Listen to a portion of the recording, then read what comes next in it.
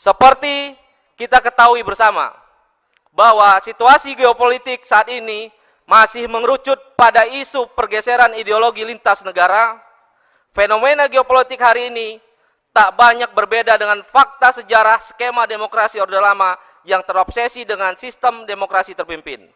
Situasi di mana ketegangan ideologi berubah menjadi beberapa peristiwa berdarah di banyak pesantren, masjid yang justru melibatkan oknum-oknum di sekitar kekuasaan. Tema radikalisme menjadi salah satu alat propaganda paling menguntungkan dan efektif bagi sedikit kelompok berhaluan ideologi kiri untuk menyudutkan kelompok Islam. Realitas politik yang menghalalkan segala cara sedang dimainkan oleh segelintir elit politik yang dikendalikan oleh oligarki, menyeret bangsa ini terjebak dalam pertengkaran global dengan secara perlahan mengorbankan kedaulatan serta kepentingan nasional. Politik adu domba masih menjadi cara paling keji yang diagendakan oleh para penggiat komunisme yang belum sepenuhnya disadari oleh anak-anak bangsa.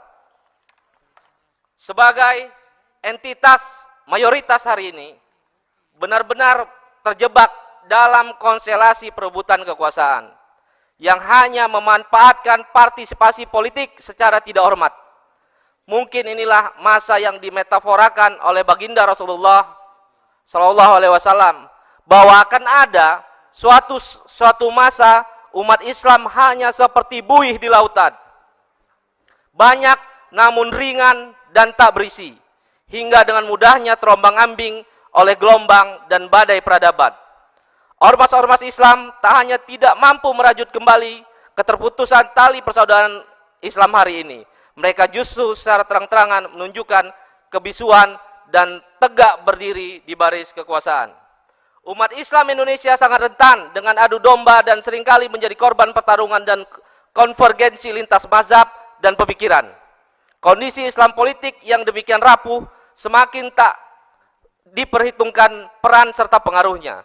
Saat kepemimpinan nasional dikendalikan oleh orang yang tidak memiliki komitmen yang tinggi, era di mana geliat ekonomi, gerakan politik umat Islam dikontrol secara ketat hingga bahkan ditiadakan eksistensinya.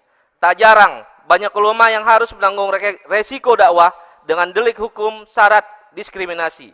Bahkan tanpa ragu, aset kekayaan umat Islam hendak dijarah dengan modus gerakan wakaf.